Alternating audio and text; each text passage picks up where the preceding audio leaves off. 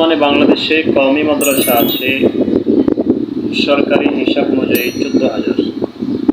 প্রায় 14,000 কওমি মাদ্রাসা বাংলাদেশে রয়েছে, বিভিন্ন বোর্ডের অধীনে নিবন্ধিত, এবং বেসরকারি হিসাব অনুযায়ী এই সংখ্যাটা প্রায় 19,000+, 19,000-এরও বেশি কওমি মাদ্রাসা শুধুমাত্র এই বাংলাদেশে রয়েছে। তো এই কওমি মাদ্রাসায় যারা পড়াশোনা করে এদের অধিকাংশই বিভিন্ন মসজিদে ইমামতি করে, বিভিন্ন মাদ্রাসায় শিক্ষকতা করে। মসজিদ এবং মাদ্রাসা এই দুইটা জায়গা বাদে আর কোথাও এদের অংশগ্রহণ নাই বললেই চলে।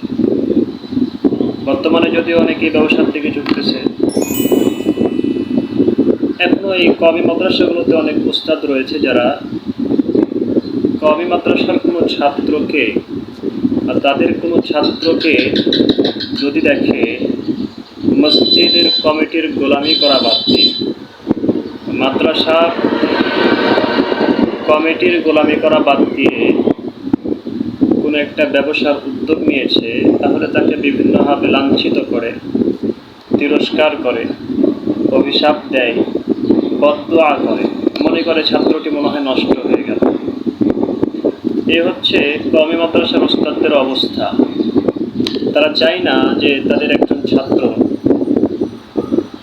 একজন ভালো ব্যবসায়ী হোক, একজন বিজনেসম্যান হোক, এটা তারা চায় না।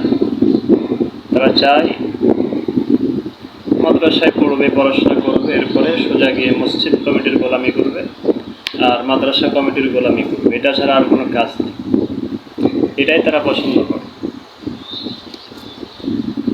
এই জন্য আজকাল বর্তমান সময়ে এই কওমি মাদ্রাসার এই অবদান এখনও তাদেরকে কালেকশনের মাধ্যমে মাদ্রাসা চালাতে হয়। আমি কওমি মাদ্রাসার বিরুদ্ধে বলতেছি না, আমি নিজেও কওমি মাদ্রাসার একজন ছাত্র, এবং পড়াশোনা শেষ করে ব্যবসা শুরু করার জন্য একজন ওস্তাদ আমাকে প্রায় অনেক অপমান করেছে, লাঞ্ছিত করেছে এবং বদদুয়াও দিয়েছে যে আমি কখনো মানুষ হতে পারব না, আমি কখনো সফল হতে পারব। তো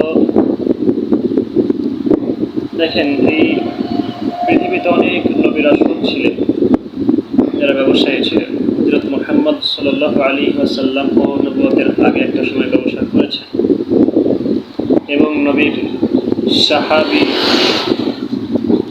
অনেক সাহাবী আছেন যারা ব্যবসা করেছেন, অনেক বড় বড় ব্যবসায়ী ছিলেন, বিজনেসম্যান ছিলেন, এবং অনেক ধন সম্পদের মালিক হয়েছিলেন তারা।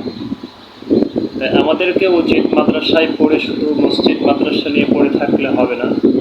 মসজিদ মাদ্রাসার পাশাপাশি কেউ মসজিদ মাদ্রাসায় চাকরি করবে, কেউ ব্যবসা করবে, বিজনেস করবে, বিভিন্নভাবে এই দেশের প্রত্যেকটা সেক্টরে কওমি মাদ্রাসার ছাত্রদেরকে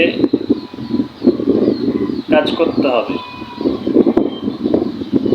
প্রত্যেকটা সেক্টরে আমাদেরকে কাজ করা লাগবে, তাহলে এই কওমি মাদ্রাসা আরও উন্নত হবে।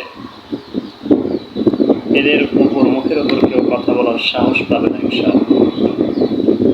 আমাদের সকলের উচিত মাদ্রাসার পড়াশোনা শেষ হলে শুধুমাত্র মসজিদ মাদ্রাসার চাকরির পিছনে না ছুটে নিজে কিছু একটা করার চেষ্টা করা। আসসালামু আলাইকুম।